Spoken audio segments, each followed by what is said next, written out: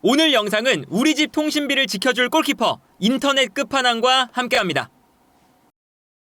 A매치 기간이 끝나고 프리미어리그의 최고 빅매치가 이번 주말에 있는 토트넘과 아스날의 북런던 더비죠. 9월 15일 이제 한국 시간으로 일요일 저녁 10시에 치러지는 경기인데 이 경기가 아무래도 아스날과 토트넘의 경기력적인 차이, 그리고 아무래도 최근의 성적 차이를 생각을 해보면 아스날이 우위에 있을 것이다 라는 예측들이 많았죠. 그리고 실제로 최근에 토트넘이 홈에서도 보통 이제 북런던 더비 하면 본인들의 홈에서는 극강의 성적을 기록하는 게 전통이었거든요. 그런데 최근에 토트넘이 홈에서도 아스날을 상대로 지난 시즌도 3대2로 패배를 했고요.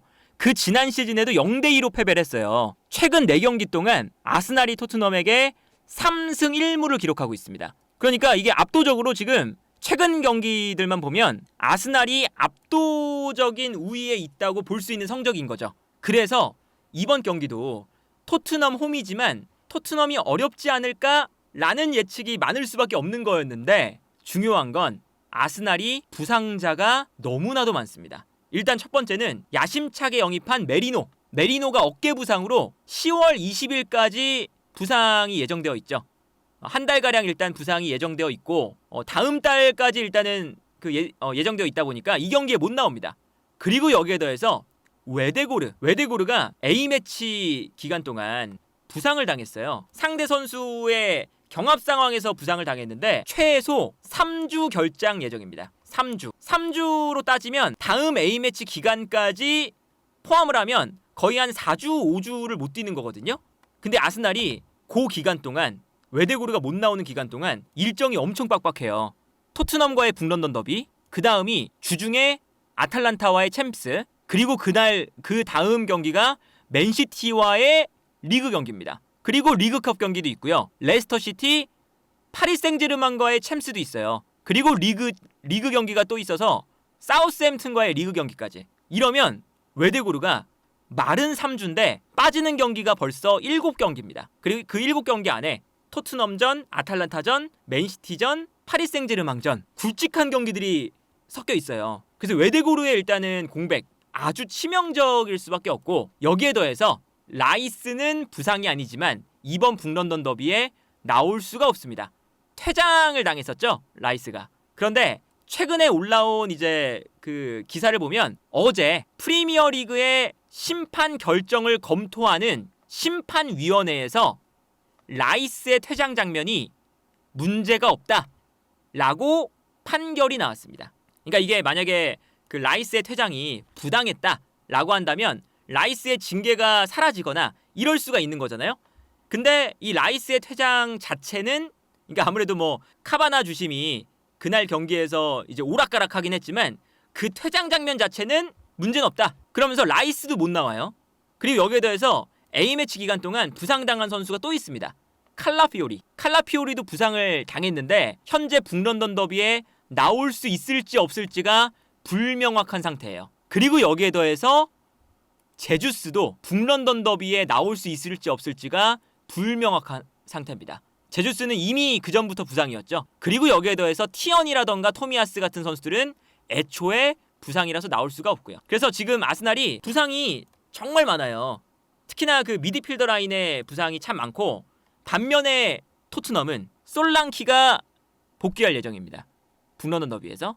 반더벤도 복귀 가능성이 높다는 얘기가 나오죠. 반더벤 솔랑키가 일단 복귀를 하고 히샬리송은 조금 더 봐야 된다 라는 얘기가 있지만, 히샬리송은 애초에 주전급 멤버가 지금 아니다 보니까 솔랑키와 반더벤이라는 주전급 멤버가 부상해서 토트넘은 돌아온다. 그러니까 토트넘은 베스트 11으로 나올 수가 있고, 반면에 아스날은 베스트 멤버들이 많이 빠지는 상황이 펼쳐졌어요. 그래서 이제 아스날 같은 경우에는 전체적으로 라인업을 보면 일단 첫 번째, 웨데고르 아웃, 메리노 아웃, 라이스 아웃, 미드필더가 다 아웃입니다. 그래서 이 자리에 어떤 선수를 내보낼 것이냐가 일단 중요해요. 첫 번째는 메리노가 일단 없으니까 하베르츠를 내릴 수가 있죠. 하베르츠가 이제 애초에 이제 박스 투 박스 미드필더의 역할을 하면서 올라갔다 내려왔다 할 수 있는 선수니까 메리노의 역할을 할 수가 있습니다. 그러면 메리노가 빠지고 원톱에 하베르츠를 내리면서 제주스가 원톱으로 나올 수가 있죠. 그리고 이제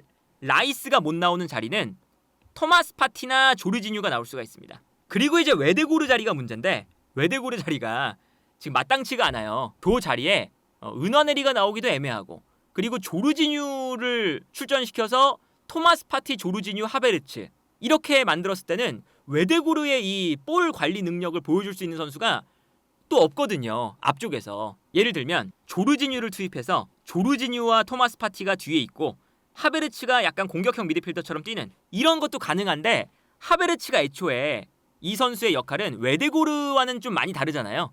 웨데고르는 요 라인 사이사이에서 볼을 배급하는 유형의 선수고 하베르츠는 미드필더 라인에 있다가 공격 지역으로 올라가면서 침투를 잘하는 선수고 그러다 보니까 토마스 파티와 조르지뉴 두 명을 출전시키는 건 그렇게까지 좋은 선택이 아닌 것 같고 그러면 트로사르를 가운데 배치하고 요 왼쪽 라인에 이제 마르티넬리를 출전시키는 이런 선택을 할 수도 있죠.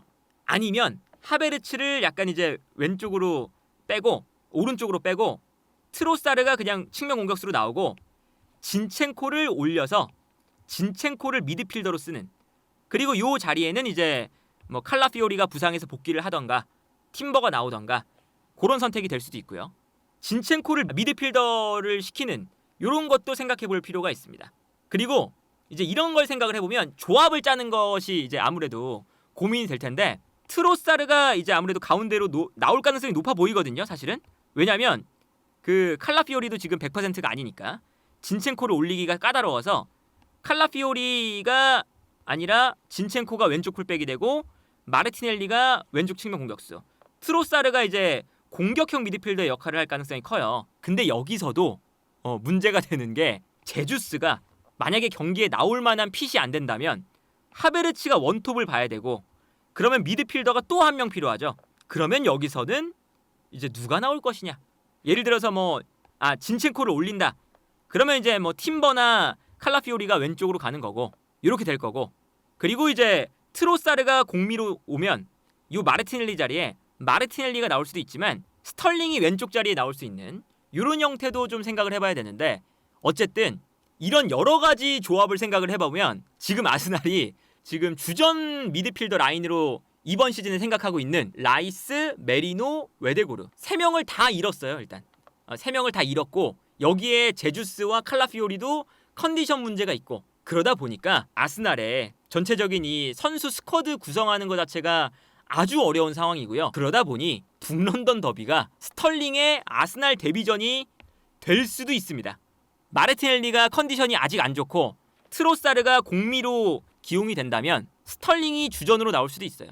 그래서 여러 가지 이제 지금 아스날은 고민을 하고 있는 상태다. 그래서 이제 이 북런던 더비가 기본적으로는 여러 가지 좀 고민을 해봐야 되는 게 일단 아스날의 입장이고요. 그리고 여기에 더해서 토트넘 같은 경우는 솔랑케가 돌아왔기 때문에 이 솔랑케가 돌아왔을 때 손흥민을 어떻게 쓸 것이냐. 요게 또 이제 재밌을 것 같거든요.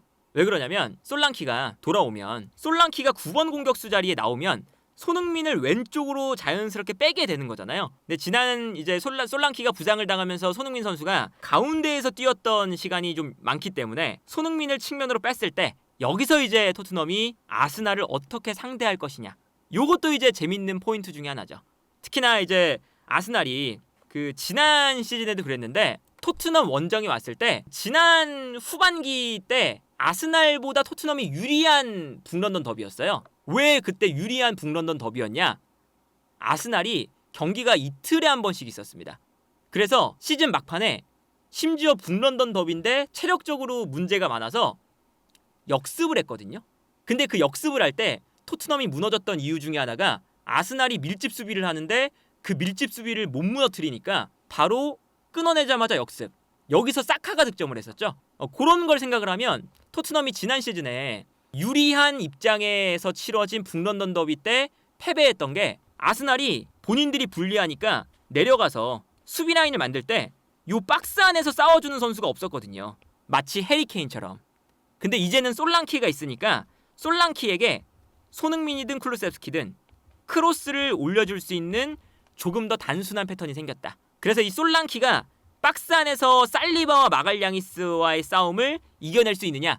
요것도 있고 두 번째는 솔랑키가 등을 질 때 손흥민이 가운데로 들어오거나 메디슨이 올라오거나 요 등을 지는 플레이가 생기기 때문에 등을 졌을 때 과감하게 안쪽으로 볼을 투입하고 안으로 들어오는 손흥민이나 메디슨에게 솔랑키가 떨어뜨려주는 요 이제 루트가 하나 생길 수가 있는 거죠. 그러면 여기서 손흥민이 달려 들어오면서 슈팅, 메디슨이 볼을 받아서 뿌려주는 패스 이런 것들이 나올 수가 있기 때문에 이제 아스날이 고민하는 거는 부상자가 너무 많아서 어떤 선수가 나와야 되나 이거를 고민하는 아스날이라면 토트넘은 오히려 부상자들이 복귀하면서 우리의 주전 멤버들이 복귀를 했으니까 어떤 방식으로 아스날전을 더 잘 준비할 수 있을까? 복귀 선수들을 활용하는 법을 좀 고민을 해야 돼서 아스날과 토트넘의 북런던 더비의 준비 과정 자체가 조금 다를 것 같다.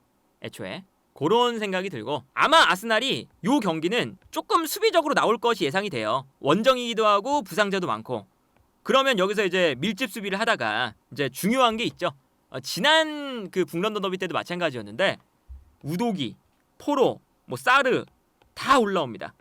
그러면 여기서 수비에서 역습으로 나갈 때 사카, 하베르츠 그리고 이 왼쪽에 뭐 트로사르가 나올지 마르티넬리가 나올지 스털링이 나올지 모르겠지만 왼쪽 측면 공격수까지 특히나 스털링이 나오면 재밌겠죠? 스피드가 빠르니까 빠른 선수들이 이렇게 달려나갈 때 토트넘이 라인을 과감하게 올리고 풀백들도 가운데로 밀집시키는 이런 과감한 전술을 쓰다가 요 뒤로 뛰어들어가는 스털링, 하베르츠, 사카 이 선수들을 과연 잘 막아낼 수 있을 것이냐 토트넘에게는 가장 중요한 포인트가 되지 않을까. 그래서 어쨌든 요 북런던 더비가 약간 일단 토트넘이 유리한 상황에서 치러지는 북런던 더비긴 한데 애초에 뭐 아스날이 기본적으로 팀 자체가 잘 갖춰져 있기 때문에 이것도 뭐 누가 절대적으로 유리하다, 절대적으로 누가 이길 것이다 이렇게 얘기하기는 무리가 있지만 그래도 앞서 있는 건 토트넘이 아닐까 하는 생각이 드네요.